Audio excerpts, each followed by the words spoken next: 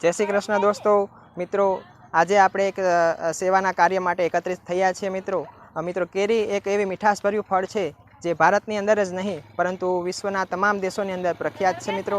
તો આજે આપણે એ જ કેરીને લઈને આપણે લોકોની અંદર સેવાનું કાર્ય કરીશું મિત્રો।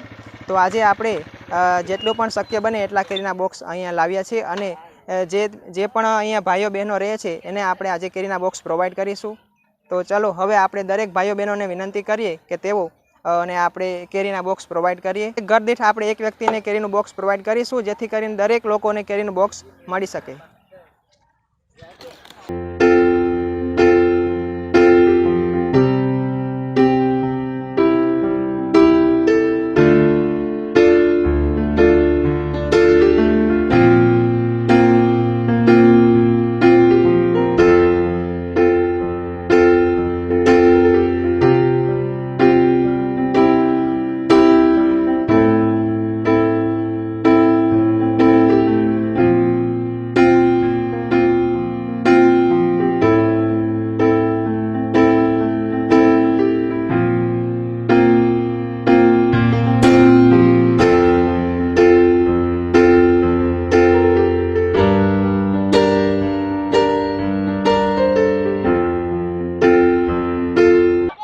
પેલા લાઈન કરી દો, આમ લાઈન કરી દો એટલે લાઈનમાં આપવું પછી આમ લઈને આમ જતા જાજો।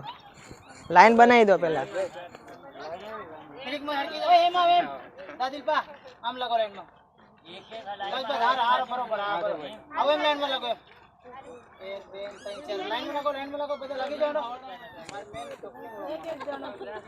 આવો બેન, તમારું નામ બેન? શારદા।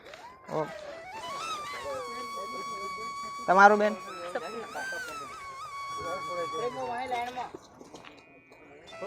તમારું બેન નામ? જનુબેન।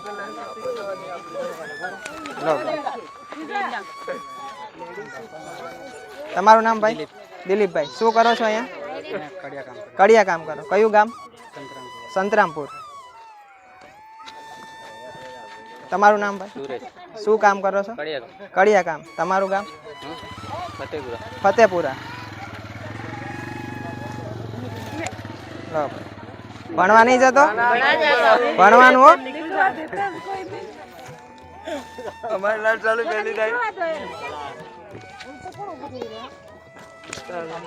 તમારું નામ ભાઈ? રમેશ। રમેશ, તું શું કરે? કડિયા કામ કરે। કેમ ભણવા નહીં જતો? ભણવાનું લો બેન, લો બેન, લો બેન।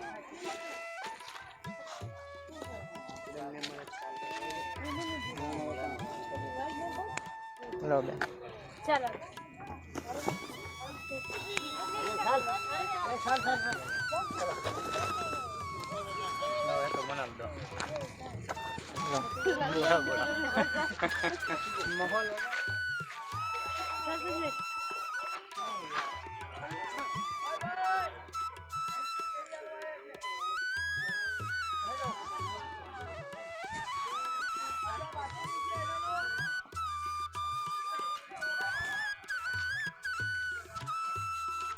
તો મિત્રો આપણે આ ભાઈઓને આપણે કેરીનું વિતરણ કર્યું છે, તો હવે એમને પૂછીએ કે એમને કેવું લાગ્યું। સરસ લાગ્યું, અમારું દિલ ખુશ કરી નાખ્યું તમે, અને તમે આ ગરીબોનું જો દાન કર્યું છે ને એ તમારા માટે બહુ આભાર છે, અને અમને પણ ખુશ કર્યા। અમે મજૂરી કરીને આવ્યા છે, અત્યારે થાકી ગયા છે પણ તમે અત્યારે ભગવાન જેવડા તમે તૈયાર હતા અને અમને કેરી ખવડાવીને અમારું દિલ ખુશ કરી નાખ્યું। અમારો ખૂબ ખૂબ આભાર। તમને કેવું લાગ્યું ભાઈ? બોલો। બહુ સારું લાગ્યું એમ? કેરીની સિઝન ચાલે, કેરી ખાવા મજા આવે છે? મજા આવે છે એમ? સારું તમે કેસર કેરી ખવડાવીને એમ? હા, સરસ। તો આ લોકોને આવી સેવા કરવામાં કેવું લાગે છે તમને? બહુ સરસ, બહુ સરસ લાગે। લાગે। સરસ સરસ।